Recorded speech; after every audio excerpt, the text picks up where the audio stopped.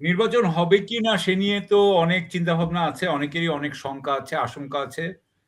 আমি আপনার বোধহয় আপনার অনুষ্ঠানেই বলেছিলাম বা কোনো অনুষ্ঠানে বলেছিলাম যে আমার মনে হয় নির্বাচন হয়ে যাবে। কারণ হচ্ছে যে সরকারের একটা বিরাট অংশ তারা চায় যে সম্মানজনক প্রস্থান, সেফ এক্সিট বলেন বা যাই বলেন, বা একটা এভাবে প্রস্থান করতে চাচ্ছে বলে জানা যাচ্ছে। আবার অন্যদিকে রাজনৈতিক দলগুলো বিএনপি এবং জামাতকেও মনে হয় যে তারা চাচ্ছে, অলিগার্ক যারা আছে তারা চাচ্ছে আমাদের দেশে বিনিয়োগ হচ্ছে না, ব্যবসার অবস্থা খুবই খারাপ হয়ে যাচ্ছে।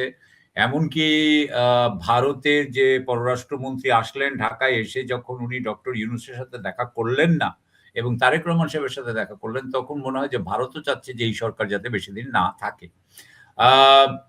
সুতরাং এরকম তো ছিলই। আমি আজ একটা খবর জানতে পারলাম যে সেটা হচ্ছে যে বাংলাদেশের পোস্টাল ব্যালট, যেটা কিন্তু এতক্ষণে ছাড়া কথা বিদেশ থেকে, এবং সেগুলো তো 12 তারিখের আগেই এসে পৌঁছতে হবে ইয়ের হাতে, আপনার ইলেকশন কমিশনের হাতে, এবং ইলেকশন কমিশনকে ওটা আগে সর্ট আউটও করতে হবে যে কোন ভোট কোন এলাকায় যাবে, সেই এলাকায় সেই ভোটের সাথে এই ভোটগুলো যোগ হবে। হ্যাঁ, মানে ওই ভোটের ওই ভোটিং এলাকার রিটার্নিং অফিসারের কাছে এটা যাবে। সুতরাং আমি যতদূর জানি যে পোস্টাল ব্যালট পাঠানোর ব্যাপারে কি ইয়ে না হবে, আপনার কি প্রক্রিয়া, সেটা নিয়ে এখনো ধোঁয়াশা রয়ে গেছে। কেউ কেউ বলছেন যে আমি আমি একটা জিনিস দেখার কথা ছিল, সকালবেলা দেখি নাই, কিন্তু এখানে বলা হচ্ছে যে সরকার থেকে বলা হয়েছে, এবং আলী রিয়াজ সাহেব বোধহয় বলেছেন যে ২ টো সেলফি করতে হবে। একটা নাকি আপনার কিউআর কোড নাকি স্ক্যান করতে হবে। আমি ঠিক এক্সাক্টলি এটা জানি না, আমি দেখে নিব। কিন্তু এটা আমি শুনেছি এটা করতে হবে। সুতরাং এটা যদি করতে হয়, এটা অনেকে বুঝতে পারছেন না কি করে করতে হবে। সুতরাং সেটা নিয়ে যখন ইলেকশন কমিশন কি করবেন আমরা জানি না। তবে আমার মনে হয় ইলেকশন কমিশন এটাকে ক্লিয়ার করতে হবে। এটা করার জন্য হয়তো মাসখানেক এটা পেছানো আমি কথা বলে আমার মনে হয়। পোস্টাল ব্যালটের বিষয়টাকে যদি করতে চান।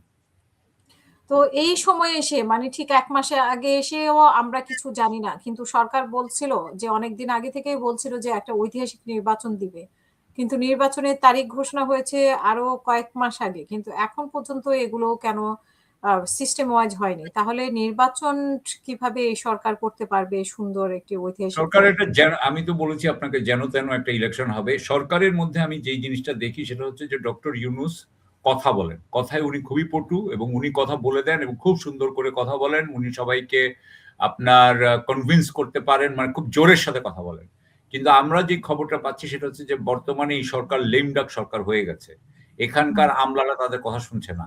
সচিবরা আপনার সহযোগিতা করছে না। সুতরাং আসলে সরকারের ভিতরে যে রাষ্ট্রযন্ত্র, সে রাষ্ট্রযন্ত্রটা চলে কিন্তু সচিবদের উপরে।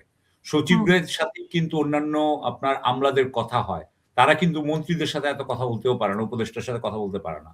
সুতরাং সচিবরা যখন আপনার দেখা যাচ্ছে যে তারা আপনার সিদ্ধান্ত দিচ্ছেন না, তারা আপনার ইনস্ট্রাকশন দিচ্ছেন না, তারা কিভাবে যেতে হবে বলছেন না, তখন সরি একটু তো তো এটা যখন হচ্ছে, তো তখন এর ফলে হচ্ছে কি যে, যেমন ধরেন এই যে পোস্টাল ব্যালট সংক্রান্ত যে বিভ্রান্তিগুলো হচ্ছে, এই বিভ্রান্তিগুলো ইলেকশন কমিশনের যে সচিব আছে, ইলেকশন কমিশনের যারা মেম্বার আছে তাদের সলভ করার কথা। সেজন্য তাদের অন্যান্য মন্ত্রণালয়ের সচিবদের সাথে সমন্বয় করার কথা। এগুলো ১ মাসে হয় নাই। আমি যেটা বলতে চাচ্ছি, ইউনূস সাহেব আমাদেরকে জনগণের সামনে এসে অথবা বিদেশি অতিথিদের সামনে এসে খুব জোরের সাথে কথা বলেন। কিন্তু আমি যতটুকু জানতে পারছি যে উনার যে ইনস্ট্রাকশন উনি প্রপারলি সচিবদেরকে দিচ্ছেন কিনা সে বিষয়ে সন্দেহ আছে। সচিবরা সেই ইনস্ট্রাকশন গুলো তারা পালন করে কিনা এটা ব্যাপারেও সন্দেহ আছে। তো এখানে নির্বাচন নিয়ে আসলে এখন সন্দেহ তৈরি হয়েছে, যেটা আপনি বললেন সেটা খুবই যেন উদ্বেগজনক। তেন রকমের নির্বাচন। আমি যেহেতু বলছি, যেহেতু অলিগার্করা চাচ্ছে, যেহেতু বড় বড় রাজনৈতিক দলগুলো চাচ্ছে, যেহেতু ভারত চাচ্ছে, যেহেতু রাষ্ট্রযন্ত্র চাচ্ছে, রাষ্ট্রযন্ত্র তো একদম বসে পড়েছে। সচিবরা, আমি যা শুনতে পাচ্ছি যে সচিবরা নাকি বসে পড়েছে যে তারা এই সরকারের কথা নেক্সট পরবর্তী সরকারের জন্য, যে এই সরকারের আসলে তো আর ১ মাসের বেশি এরা এমন কিছুই বলতে পারে না যেটা যে ১ মাসের বেশি বলবৎ থাকবে। সো এই অবস্থায় আমার মনে হয় ইলেকশন হবে, কিন্তু ইলেকশনের কোয়ালিটি কিরকম হবে সেটা যদি সবাই সহযোগিতা করে, ধরেন জনগণ সহযোগিতা করলো, দুটো দল সহযোগিতা করলো, কেউ মারামারিতে গেল না, কেউ সহিংসতায় গেল না, হ্যাঁ? তাহলে পুলিশের উপরে কোনো চ্যালেঞ্জ হলো না, ঝুঁকি হলো না, সেনাবাহিনীর উপর হলো না। তাহলে ভালো হতে পারে। তবে সেটার সম্ভাবনাটা একটু কম বলে মনে হয় আমার।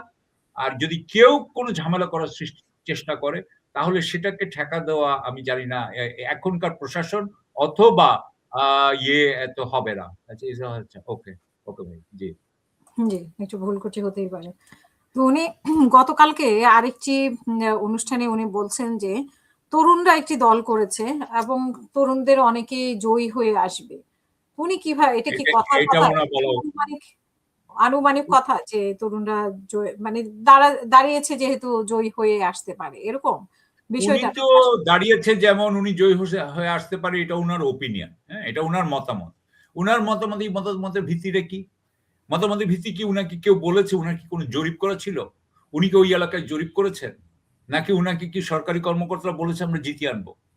হুম, প্রশাসনিক কর্মকর্তারা বলছে আমরা জানি না। উনার হুম, প্রথমত উনি হচ্ছেন একটা অন্তর্বর্তীকালীন সরকার হলেও উনি কিন্তু একটা কেয়ারটেকার সরকার। উনার অধীনে একটা ইলেকশন হচ্ছে। এই সময় উনার নিরপেক্ষ থাকা উচিত। কে জিতবে, কে হারবে এটা উনার বিষয় নয়।